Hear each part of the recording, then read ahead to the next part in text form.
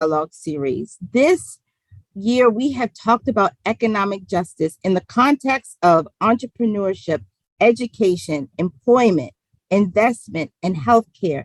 And now I am so pleased to be able to engage in a fireside chat with President Ron Daniels, who I invite onto the to this panel stage. And I'm going to give you his bio and introduction, not do justice to it, because we are going to engage in a rich discussion where we're going to learn more about him, more about his book, more about his leadership, which really, I think, in many ways embodies economic justice and his work that he's done. Ronald J. Daniels is the 14th president of Johns Hopkins University since 2009. Under his leadership, Johns Hopkins has continued its preeminence in education, patient care, and innovative discovery. His leadership has focused on several key areas: strengthening interdisciplinary collaboration in research and education, enhancing student access, deepening engagement with the city of Baltimore, and supporting economic and social innovation. Long, he has been a champion of reducing barriers to participation in higher education by students from diverse and low socioeconomic backgrounds. He committed the university at his installation to enhancing its financial aid program and building Need Blind. Following a landmark gift from alumnus Michael Bloomberg, he has now made Johns Hopkins permanently Need Blind and no loan for all undergraduate students. That actually deserves like a round of applause in and of itself, which has had Johns Hopkins dramatically increase its diversity and academic excellence, which now ranks among one of the most diverse student bodies in the nation.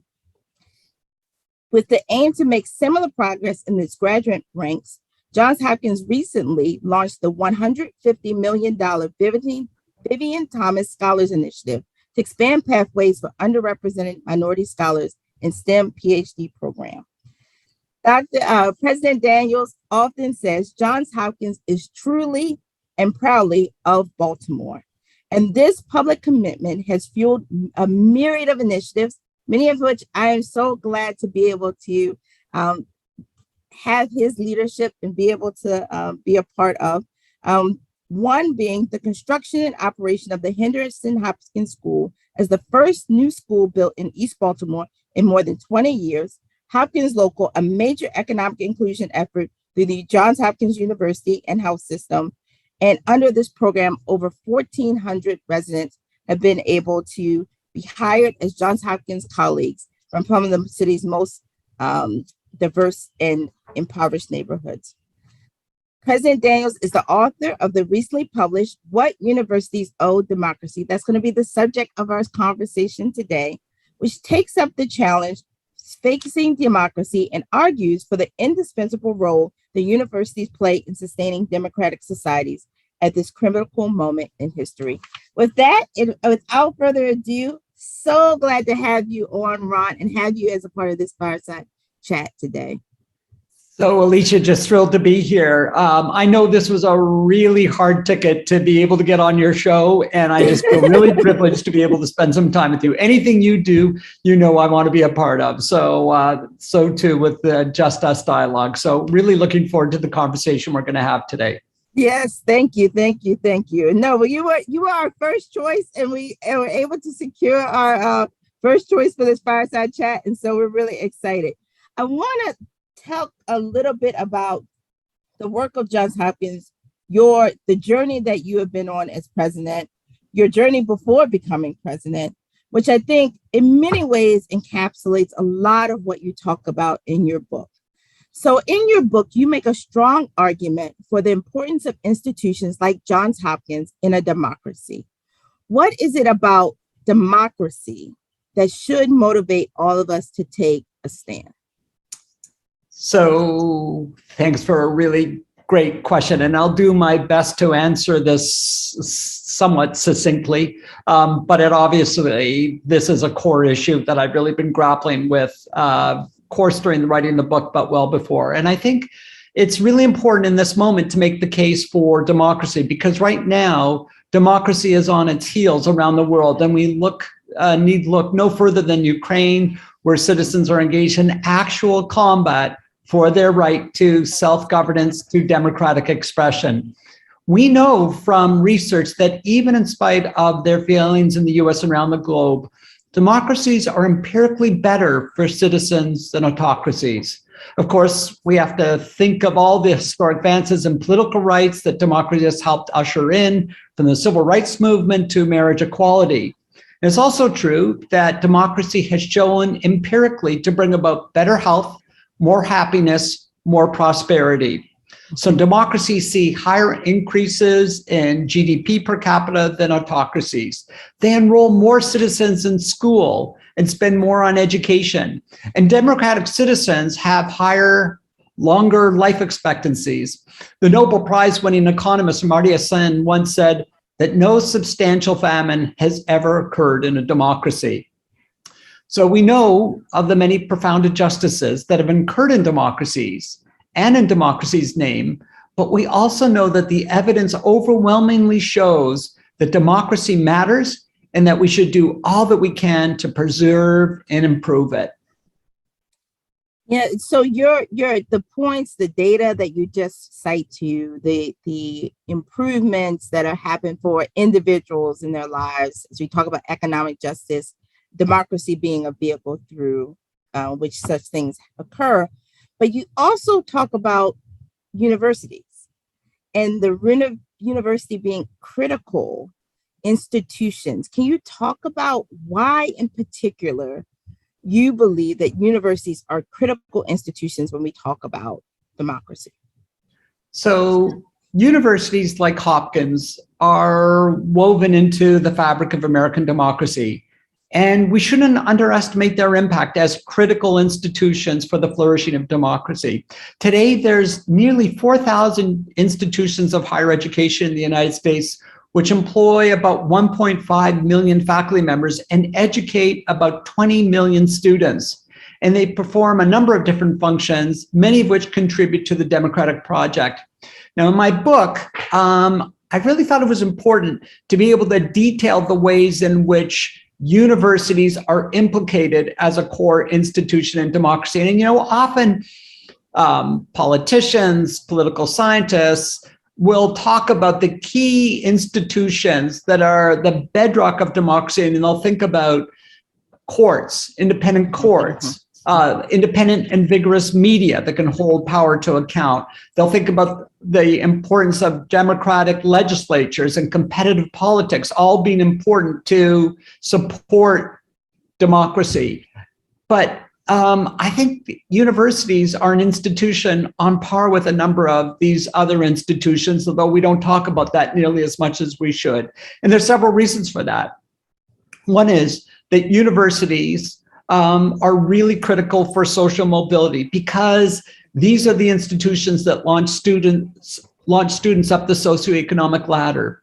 They are places where students are educated in the values, history, skills, and aspirations necessary for good democratic citizenship, so they can advocate for themselves and their communities and be full participants in governance. Universities are places that are dedicated to truth and fact-finding, and they are the place where, with all the claims to false facts and fake news and so forth, they're the places where ultimately we're committed to truth and to fact, and where our ability to identify facts, to proclaim them or certify them as facts, and to use our expertise in the service of that function can all combine to ensure that we can be able to effectively check power, whether it's power in government or power in business or power in other sectors of our society. Again, it's a university that has a distinct role in that regard.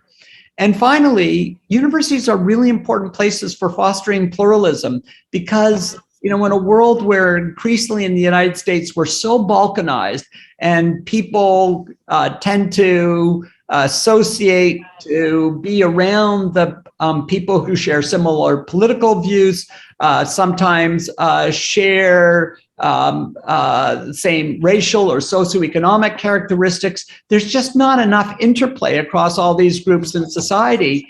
And we know, this is the thesis of the Great Separation, we know that Dems are living in certain parts of the country, Republicans in other parts, and we're increasingly becoming geographically separated.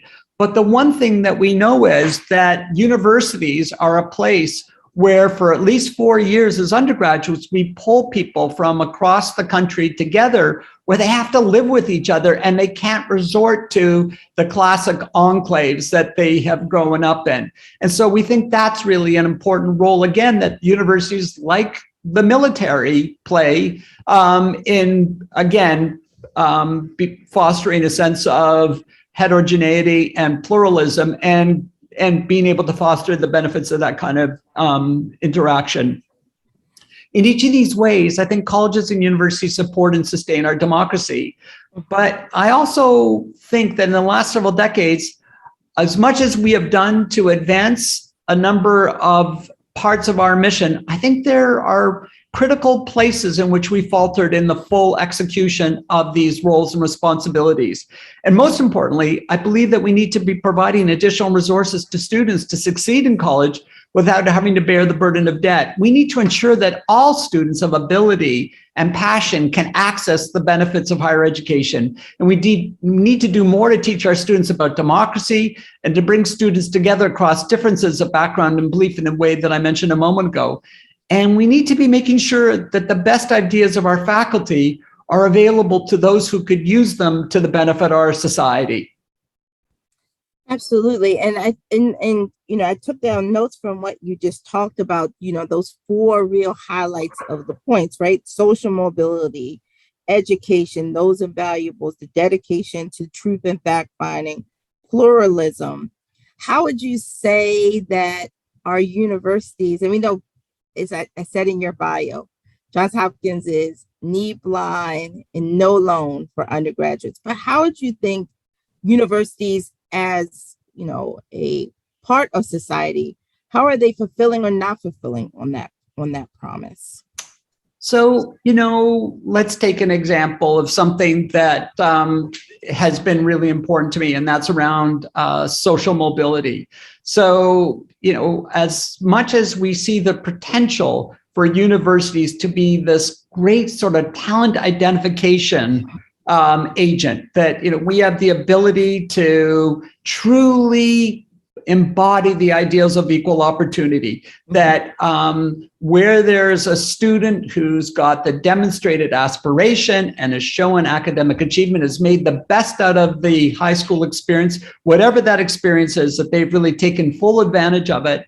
You want to be able to identify those students and say, it's a level playing field. If you've got merit and aspiration, you should be able to get into a place like Johns Hopkins, and you should be able to get all of the economic and social benefits, personal benefits beyond just simply economic benefits from being part of a university and being able, if you decide later on upon graduation to go into a profession or into further advanced study, you should be able to do that. And we should be doing that just on the basis of the raw merits of people's talents. And yet, we know from the work that's been done by economist Raj Chetty that there are so many hurdles that stand in the way of students from disadvantaged backgrounds getting into the universities. And we have to deal with a very grim reality that there are 40 top universities in the United States where there are more students from the top 1% of the socioeconomic distribution than from the bottom 60% of the distribution.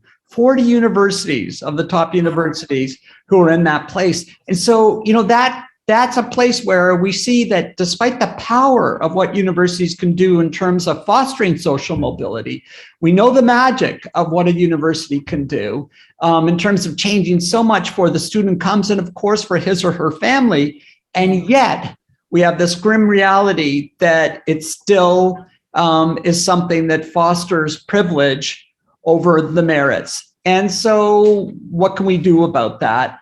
I think one of the things that obviously is really important is you've got to have recruitment programs that are very effective in reaching out to the most talented students, irrespective of where they've gone to high school. If they're in rural America and their high school has just not had a sort of a history of sending students off to higher education, and particularly to a place like Hopkins, you got to find ways to get to those students and to develop outreach programs to bring them in. A lot of these schools, like we see in Baltimore City, don't have great guidance counseling. So you got to figure out other ways in which you're going to be able to present yourself to those students.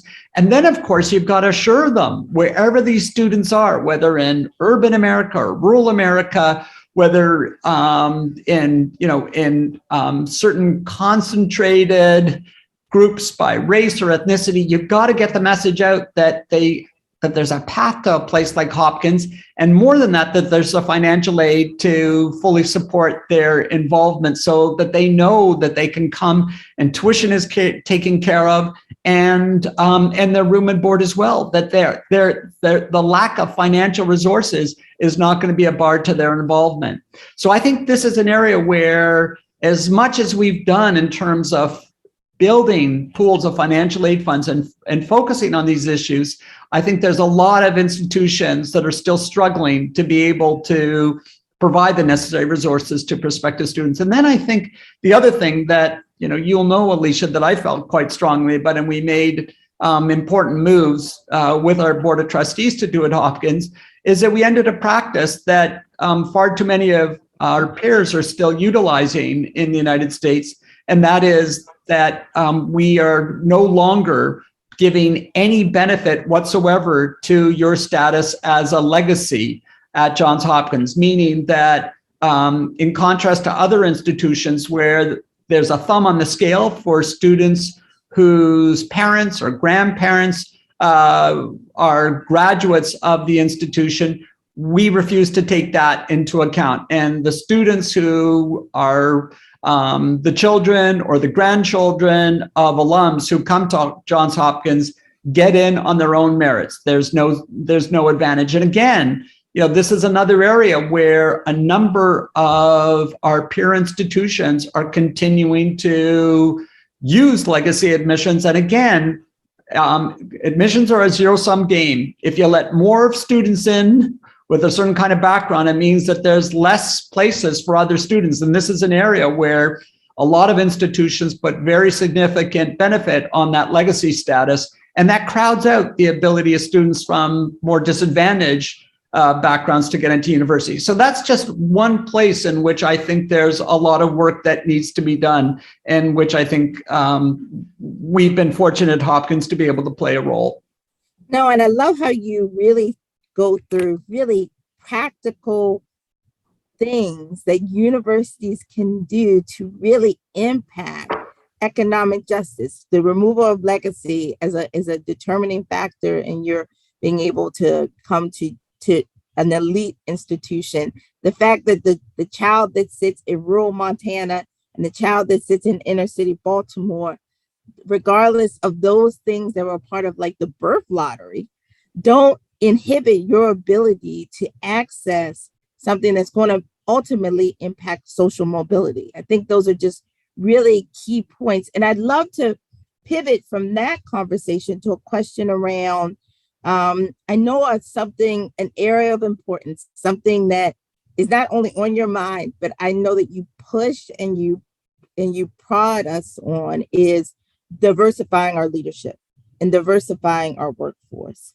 And so how do you think the university plays a critical role? Hopkins Local came far before I came to Johns Hopkins. I have watched your C-suite be so, diversified just over the past, 3 years. The cabinet just is brimming with brilliance. And I know the intentionality that as you've undertaken to do that. How do you think a university plays a role in that as well? So, it starts off with, it's so blindingly obvious, but, you have to say it again and again and again. And it's just the foundation for everything is, the sense that if you're really committed to excellence, you can't get there when you are not finding the very best talent out there in society. Yeah. And so, this almost, it's a mantra of diversity and excellence go hand in hand. I mean, it's so foundational that if you really have the passion as I do, and I know so many of us in leadership at Hopkins do, for the idea that we should be excellent in everything we do, you want to have a sense of preeminence in so many different fields of our endeavors, that we're not just, at the top, but at the very top, not just in in the top 20%, but really, achieving a level of excellence that leaves us unrivaled. You got to, particularly in a place like a university, you can only get there if you're getting the very best talent that's available to you nationally and internationally. And, I think first and foremost, nationally, there are so many impediments, again, historically, that have stood in the way of us being able to benefit from the enormous reservoir of talent that exists in a number of different communities. So for me, there's a moral justice, there's an imperative to honor the idea that people of merit deserve the opportunity to be able to enter our institutions, whether as students or faculty or staff, and to be able to flourish there and to become all that they can be. And there's an obligation to see as leaders that we're able to do that. But at another level, it's a more selfish level for the institution. If you believe in excellence and you want to have greatness, you got to do it. So you may, if someone is not moved by the moral story, and the urgency of doing that, then I would say to them, but do you really like excellence? And if they can ultimately see themselves in the pursuit of diversity just to achieve that excellence, and that's okay. The thing is, we just got to get people to understand that the drive for excellence requires that we find the very best talent that we can anywhere. And look, again, at Hopkins, it's been really striking. Early on, when we talked about barriers to enrollment that were facing students from underrepresented minorities, from low socioeconomic status families, and so forth. And, I think most people whom I talked with sort of grudgingly acknowledge, yeah, there's probably something you can do there. This is probably an issue you should worry about.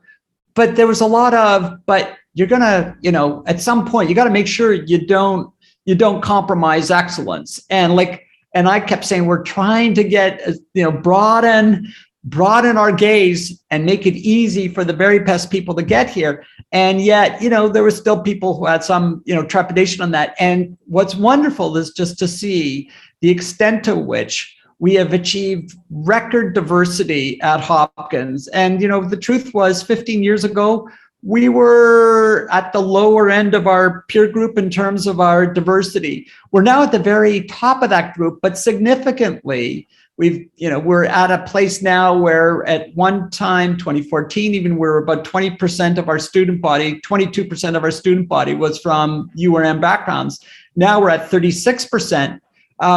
But significantly, while we've achieved this dazzling increase in diversity, we've also hit real strides in terms of the caliber of the class, in terms of its academic achievement. So the class in 2010 was ranked about 27th in the country on just standard GPA, SAT, and ACT scores and so forth.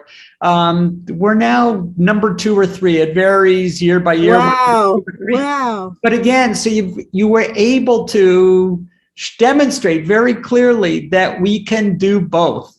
You can, in fact, in order to be able to really be serious about the excellence move, you have to recruit the very best talent. It doesn't work otherwise. So again, the nice thing is that people who were somewhat skeptical, when you just share those statistics, they say, that makes sense. And so again, I think it's it's important in terms of the pool of talent you bring into the institution. And then quite frankly, it's important that you don't have monolithic thinking in an institution. You want to have like people who bring different perspectives and backgrounds, so that when you're looking at an issue that all of us have our, predisposed ways to thinking about it. And it's great to be challenged by people who have a different view of different lived experience and who can, in some sense, have the ability to challenge, to test your views so that we can get to a better place. And again, there's a fairly robust literature that shows teams that are diverse just perform better, like they generate better outcomes. So this shouldn't be surprising. So for all these reasons, this is, I think, something that I see as really important. And, you mentioned, as much as I've been talking about undergraduate education, we are so excited about this Vivian Thomas Scholars Program, and the fact that as much as we'd be able to do on the undergraduate side, we're now going to be able to do that with at the PhD level in STEM education. And this has been an area where people have long lamented the loss of talent, that just, people start off in high school, have a love of science, but then they don't go into sciences in university, the first degree, their undergraduate degree. But those who do end up not going to PhD programs, or those who get through all these hurdles and still are in a PhD program and graduate from it, then for whatever reason don't come back onto the faculty or don't go into industry. And so again, we're just determined to have a demonstration project here that, much in the way that we were able to show with the undergraduate program, that with intentionality and imagination, you can really change the talent pool in a way that has very significant benefits for our society. Absolutely, absolutely. And I'd love to get to this question around diversity in wealth building. We just had a panel at noon about investments, and we talked about the wealth building that is generated, the social mobility. Hold on, everyone, before I get there, I want to make sure everyone listening on the phone, like a radio program, you can text your questions in 22333, type JHUWL. You can engage in the chat with Ron and me. You also can put them on Facebook and on YouTube. We have a team in the background that's capturing all of those, and they're going to provide them to us. But how do you think that this intentionality, this focus, this belief grounded in the fact that excellence is bred by diversity leads to diverse wealth building? What has been your vision around that as a corollary, as a byproduct, as an outcome from this adherence? So look, it's such an important issue because we often tend to think about the starting salaries for our students on graduation, and so you think about what happens in terms of the magic of higher education, and then it equips you to get better salaries, more job security than if you didn't receive a university degree. So we know that, and we talk a lot about salaries. But when you think about the very significant wealth deficits that exist in this country, particularly across race, and it's staggering just to see the disparity between average white and Black wealth in this country.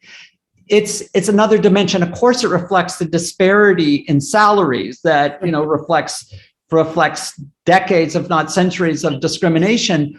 But it also has such a significant impact on how you think about what you can do for your children, the kind of economic stability you have, the kind of sense of confidence you have in a society. And so for all these reasons, I think that as much as we are focused on building human intellectual capability and seeing that translate into jobs and income, you got to think also about the wealth piece of this, and think about, again, how we, for instance, in our, for a lot of our staff and faculty have taken advantage of grants to live near where you work. This is something where, again, it recognizes that for most people, the principal source of wealth that they will have in their lives is their homes. And you want to make people homeowners and let them, particularly as we now seem to be entering an inflationary period, that they have the benefit of having an asset that will appreciate in value. And it's more than just simply their labor that gives them, the ability to achieve a level of economic security. So in setting up a program like Live Near Your Work, it was done at one level to encourage staff and faculty to buy homes and to be able to participate in this appreciation of wealth, which we know has been so important in terms of wealth creation in this country. And at the same time, it would do great things for us in terms of being able to support the neighborhoods around us.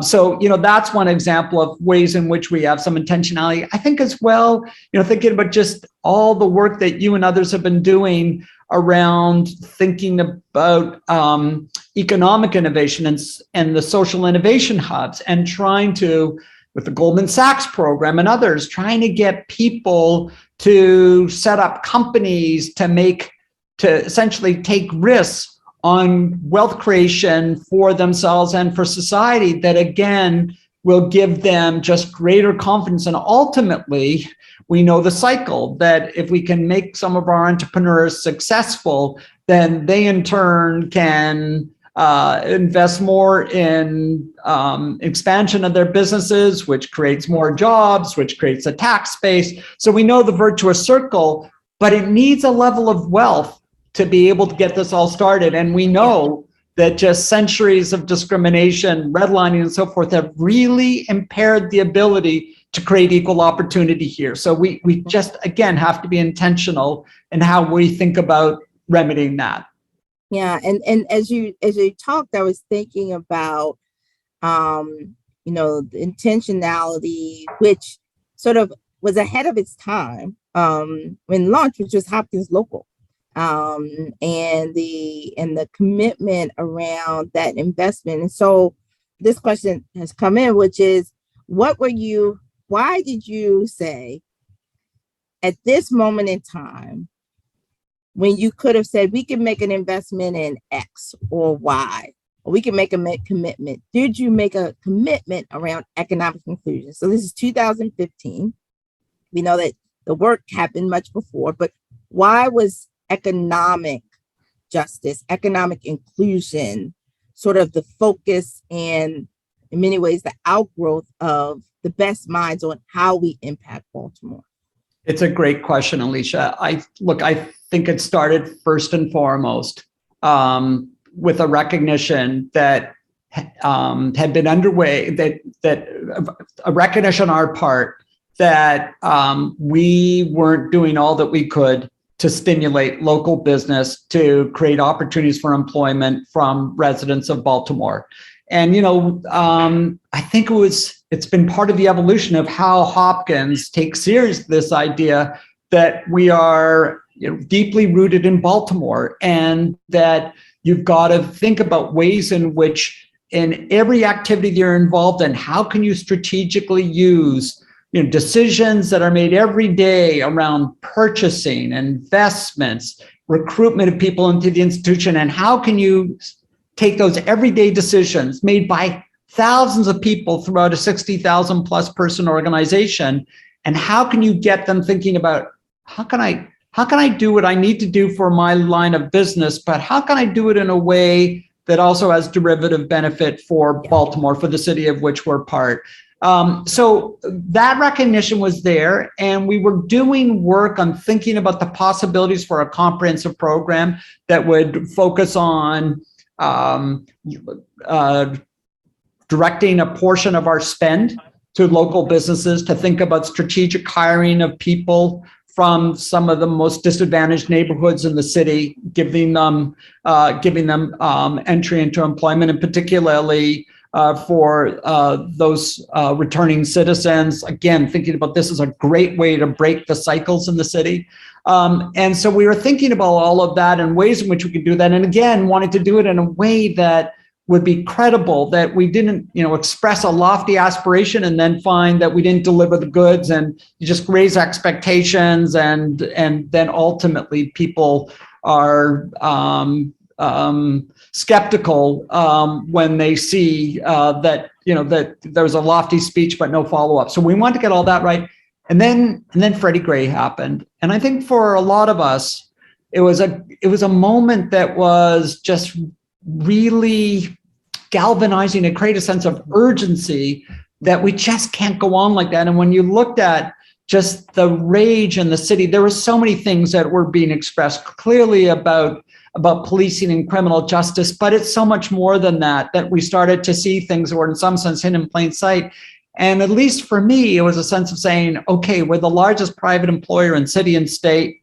We've got a role here that we can play, that we don't have to ask anyone for permission to do. We can just do it. So like, what can we just do and make a difference? And that's how we entered into the Hopkins local program. And it's been amazing, of course, because the story of when we did that, then having other partners who saw this and said, well, if Hopkins can do it, then we can do it as well. And I think it was a really exciting and hopeful moment, which again, what's been important is it's now under your leadership, but it's institutionalized. It's bred in the bone of the place, and there's no going back. And it's only figuring out ways in which, okay, as much as we've done, how do we set more ambitious goals? How do we bring more people in? How do we do this better? Because again, we know that the economic opportunity issue is the key challenge for the city, and it's the root cause of so many of our problems. We've got to figure out how we can help address that. No, absolutely. And I was, I share with all viewers, but, and Ron his leadership has been tremendous in this regard. We've been holding so many things. We get to go deeper and wider in this work around economic injustice. Last Saturday, we had over 250 people receive expungements down at the convention center in partnership. We had Johns Hopkins local hire team there helping people apply, getting into jobs. We had people removing the barrier of their IDs and talking with our veterans about how do you get employment, but how do you make sure you get all of the services? And so I just think, it's important. I think people will take away from this discussion just the realness of the work to touch the ground. To be in the ivory, to have the tower, because the tower is not going away, but to touch the ground in a way that people living in Baltimore not just see us, but feel us in their daily lives. And I'm so indebted to you, Alicia, and the ways that you've brought such imagination. Again, there's things that we foundations that we've been able to lay, but just things like that again, it goes to the benefits of fresh blood, enormous talent coming into our institution. But that was, we didn't think about something like the role that Hopkins can play in expungement, and then putting it together with a job fair. It's genius. It's like it's concierge levels, approach where you can really get at people and make it easy for them to move beyond the unfair burdens that they face. And so I love it. And by the way, I just want to say, I'm so excited that although I am not able to practice, I'm a lapsed lawyer from Canada, but you have told me that you will get me into the expungement clinic next year. And I spoke to Joanne, my wife, who's also at Hopkins, and we're both really excited to be there. In fact, I'm going to enlist some of my kids as well, so who are legally trained, who don't need, who are able to practice in the States. So we're all in. We think this is great. Yeah, no, and you know what? I get to do this great work, but it really is because of great leadership that allows for you to think about the tool and the platform and the role of a university in really solving real concrete problems in our community. And so just thank you for your leadership. I get to be wildly creative because I have a boss that says you can be wildly creative to solve problems. And so I take that license, and it is great. To talk about that creativity, I want to have you talk a little bit about Henderson Hopkins, because it is the first school, like I said in your bio, built in 20 years in East Baltimore. It is a crown jewel. I am blessed to get to go and visit it and see the direct impact and the leadership of its Principal Peter Canham. Can you talk a little bit about why Johns Hopkins invested in Henderson Hopkins? That's not a sure bet. When you get in the case, it's a different thing. And how just the amount of investment that we've made to ensure that a young child living in East Baltimore that can literally see our university has opportunity to a really high quality education, and ultimately can think about Hopkins as a part of their educational journey. So, look, this has been truly joyful. Seeing that school go up and getting to the point where finally it really seems to be firing all cylinders under just a tremendously gifted principal.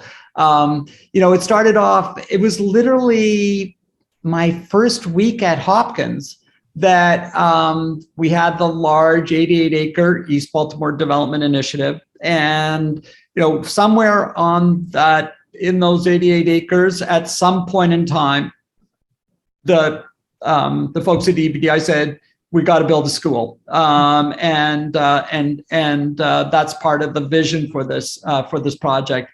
And I asked at that time, I said, well, what's the relationship of the school to Johns Hopkins? And they said none whatsoever. It's not meant to be affiliated with Johns Hopkins. We don't think that's the right thing to do. And it'll get done at some point in time. But and probably at the northwestern part of the 88 acres. And I had just come from University of Pennsylvania, where the university had, over a period of about 15 years, really rethought fundamentally its relationship with the West Philly community in a way that it was very acrimonious, very distrustful of one another. There were clear boundaries between university and community, and ultimately, the university and the community, but particularly the university, recognized that this is just not a winning strategy. You can't behave this way. You can't have these boundary lines. We're all part of the same community. And so too, once they made that recognition, then it was pretty clear that one of the things that the university could do to really invest in the community was to support the creation of a public school in West Philadelphia. And so this school, the Sadie Alexander School that's in West Philadelphia, became a demonstration project for what is possible with a university-city collaboration in public education. And I saw this and saw how successful it was, so that when I got to Hopkins, and I thought, the enormous good fortune, we're saying that we're going to build a school, and it's going to be in this 88 acres, which is really close proximity to the university and to the health system. And was thinking, like, how can we let this opportunity pass? And it was, Nia Redmond, who we've honored in so many different contexts, but I wasn't sure that I'd get any community support for Hopkins playing a role on this. And I talked at an early meeting about this idea and the success of Sadie Alexander School at the University of Pennsylvania in West Philadelphia. And it was Nia Redmond who said, if it's good enough for Philadelphia, why the heck is it going to happen in Baltimore? And she said, Mr. President, she said, you better do something similar for East Baltimore. And that just changed everything. And so the school, is 98% free and reduced lunch. It has a student population that looks like many schools in Baltimore, but it is an incredible facility with an incredible principal and teaching faculty, and lots of support from the university, and an institution, a school that sees itself as a true community school. During COVID, it became the site where millions of free meals were given out. It's really dedicated to the idea that's going to provide a place for kids to achieve all their academic talents, but at the same time, it really understands that kids are part of families and family configurations, and the whole unit has to be supported. And so, again, it's been not a perfectly flat road to success. It's had lots of bumps and hurdles along the way, but the last couple of years, and particularly before COVID, what the school's leadership has really been focused on, along with Chris Morpher, our Dean of the School of Engineering, and Peter Canham as principal, but is saying we want to be the place in Baltimore that increases as much as possible the performance of kids. So wherever they start from, we want to be the school that does the most to increase their capabilities. And that's what the measure should be, not whether everyone ends at this level, but whether each student has achieved the maximum improvement. And it's a really exciting idea. And again, before the pandemic, we were seeing very significant, dazzling increases in the performance of the kids in the school. Obviously, COVID's a real setback, and we're thinking and worrying a lot about that. And in particular, worrying about how we're going to deal with the deficit in educational opportunity that kids have had over the last 2 years during COVID. So again, but all parts of the university are in this. We got the lacrosse team out there. Kids are doing, undergraduates are doing tutoring. There's just no shortage of opportunities for the university to pour its emotional, intellectual, and financial resources into this place that carries our name. Yeah, absolutely, absolutely. And as we talk about that, you can tell that this is joy work for you. It's hard work for you. That it's a part of the ethos of thinking about being, like I said, like you often say, of Baltimore, and contributing in that way.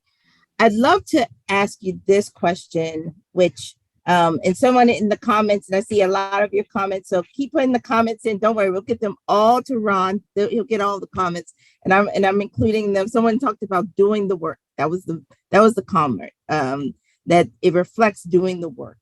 I'd love to talk to you about like the vision. Like, so what's next? So like, as we think about economic justice, universities, what do you think is all of our sort of call to action as a part of this? And then I'm going to have you give a call to action to the myriad of us, of folks watching. But what do you think as a university our call to action is? What's the next frontier, do you think? So it's funny when you look back at what at least I've been able to work with others on over the last decade plus that I've been lucky enough to be here in Baltimore at Hopkins. I would say there are things that we've done that have really been sort of placemaking, focused on the neighborhoods around Homewood in the Homewood Community Partnerships Initiative, and some of the strategic investments that we've made with the 10 community organizations around improving schools, getting at some of the buildings that had fallen into disrepair and bringing back park space, green space, and so forth, things like that, and a host of other related initiatives. And of course, in East Baltimore, the massive project that was EBDI that we now call Eager Park, and all that's been entailed with that, including the creation of the park at the center. So that really these placemaking functions, which are really important and we will continue to do. At the same time, there's things that we've been able to do, like the economic inclusion with a Hopkins local, but thinking about things that we've been able to do with the Baltimore City school system or with public health during and before the pandemic, all of these things, again, where what you're trying to think about is how do we use the gifts that we have at Hopkins and how can we basically share them with our partners in the city? And, we're not another level of government. We're not the city. So you got to think about like, what are the things where we have particular capacity to really be able to share, and in sharing and forging partnerships makes us better at our job too, as we're able to work with and learn from our community partners. having said that, a lot of these things are external to the university. And I think one of the things that is really important in the next stage of doing things to improve the city, to strengthen the city of which we're a part, I think we need a period of time where we focus on staff at the university. And, when you think about Johns Hopkins, we have more than 20,000 employees who are residents of the city of Baltimore. Yeah. And so given that we've got with the largest employer, we've got all these folks here at Hopkins who, are, doing roles, doing functions, have interaction with lots of different areas of the university. But ask the question of, if we really wanted to make a difference in their lives and to do much better in terms of not just being able to identify the talent that brings them to the university, but giving real opportunity to advance their capabilities in light of their talents, to get training and mentorship, or get better and more prophylactic healthcare around managing diabetes or smoking cessation, or thinking about things that, like you've started with, children of our employees who are thinking about university and may not have good guidance counselors, and could we offer that kind of advice and support? So we take a multi-generational view. Our employees are critical players, but they're not sole actors, and we think about their families as well. And so if Hopkins could really, in the way that I describe in other things we do, where we take our distributed capabilities and we marshal them around a goal, could we do something similar and take seriously that with all the strengths we have, we can do things for our employees that few other employers could? And a Walmart or a motor company, they just don't have the health and educational capabilities that live at Hopkins. So if we could get really serious about that, I think we could do great things for the city. So in a way, again, I'm threading the needle for doing the right thing, but also in a way, it's kind of a selfish thing. We want great employees. We want to be a great organization. We want to get the most that we can from their potential capabilities. And so investing in them is morally right, but it's a selfish thing to do. It makes our organization better. And so I'd really like to see us focus on that. I think that's the next dimension for the development of our city agenda, is actually doing good for the city by focusing at home. I agree. It is, and I know we are on the pathway, but I think as a part of this conversation, that sort of focus that you just put on us as we think about economic justice, I think it was just a really great one for us to launch off of. We know that we have a diverse audience today. We have elected officials, we have students, we have faculty, we have CEOs from a number of corporations watching. We have seniors watching, residents.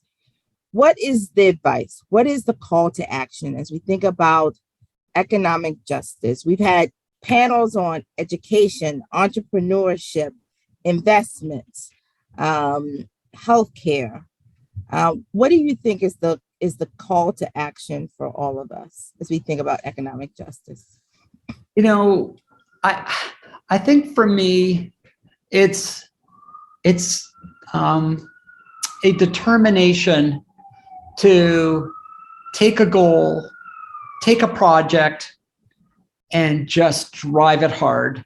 To move beyond the sort of vague aspiration, but to thinking about, what can we do concretely tomorrow? What can we do to materially change, maybe in a very small way, but something that's material and impactful that can really contribute to a change in the trajectory of the city. So, after Freddie Gray, we really went hard on economic inclusion and the Hopkins local and expedited the rollout of it, got clear targets, and subjected ourselves to outside evaluation to make sure that we were doing what we said we wanted to do. Another thing that, to my mind, was really powerful was vision for Baltimore, and just this idea that we took a concrete problem, and you know the story, Alicia, that kids in Baltimore City public schools at several points during their educational trajectory will get tested for their vision. But terribly ironically, despite the fact that we know they failed the vision test, the significant percentage of the students weren't getting prescription glasses at the end of that. And we know, like, if a kid can't see the board, you know what that does to their educational performance, but even their social interactions. If the world is blurry, it creates hesitancy. And insecurity. And so we know this is foundational. And so it's just such a simple thing. We don't have glasses for kids. We know the kids that need them. We know the prescription they need. How can we just fix that? And so, together with the city health commissioner and Sonia Santelises, we basically just decided we're going to fix this. It was a small thing, but what was important was that we just said, this is not going to take years. We're going to do this in weeks, and we got it done. We got foundation support. We got all the permissions we needed, and Warby Parker, which was run by a graduate of ours, provided the glasses. It was a beautiful thing. And so 64,000 kids have been tested. 8,000 kids in Baltimore now have 2 sets of eyeglasses by virtue of this program. I emphasize this because so often in Baltimore, I find we get overwhelmed with all the things we have to worry about and all the interrelationships that, can you get, if you fix this problem, don't you also have to fix this problem and then fix that problem? And then it actually becomes paralyzing. For me, I think that just wherever people live, do something that is just concrete, that's manageable, and just get it done. Because when you do that one thing, it leads to the next thing and the next thing, and creates confidence and momentum. And I think that's really what we lack at times. And I just think just the determination to cut through the bureaucracy, to cut through the lethargy, and just get stuff done is really important. So whatever that it is, I hope I and others will be faithful to the idea that we embrace a project and just get it done, and don't let all the naysayers slow you down. And just, I think if we can let all of the kinds of initiatives that people are hankering to do, and even though we don't have a solution for every problem, just, I think getting those things done, those small things done, give you the capacity and the confidence and the momentum to go after bigger things. Like glasses. Glasses are small, but they're huge. And then it's leading to other, collaborations and initiatives that we're doing with the city. But it started just with glasses, kind of obvious. Yep. No, I think I appreciate what you said. It reminds me of something my father used to say all the time, that big things count, but little things mount. And so whether you are doing the big things that you see, count, the little things mount to, I love that, to huge things that can happen in our community. Let me say this. It has been an absolute pleasure always to talk with you, Ron, but to have this fireside chat and to have it be the culminating activity for our JustUs dialogues has been wonderful. And thank you for your leadership and your vision, which I'm so glad you got to talk about today. And thank you for the things you've done in the past, and thank you for what you will do in the future, in partnership with so many others. But just and particularly with you, Alicia. That's right. We're stuck with each other. Yes. Hey, this was terrific, and thank you, and all the folks who are here with us. It's just so, again, so encouraging to me to know that this network exists, and that great ideas are being shared and aspirations unleashed. And I know this takes us into a good direction. So thank you. Excellent. Let me close us out with just saying, thank you, Ron. Thank you to the entire team that has brought this to fruition. Let me give huge shout outs. Audrey Johnson, thank you for your leadership. Marissa McKeever, Isabel Adler, Jackie Bryan, Jackie C, Kimi, Genevieve, our friends at B Fairs, Ritza.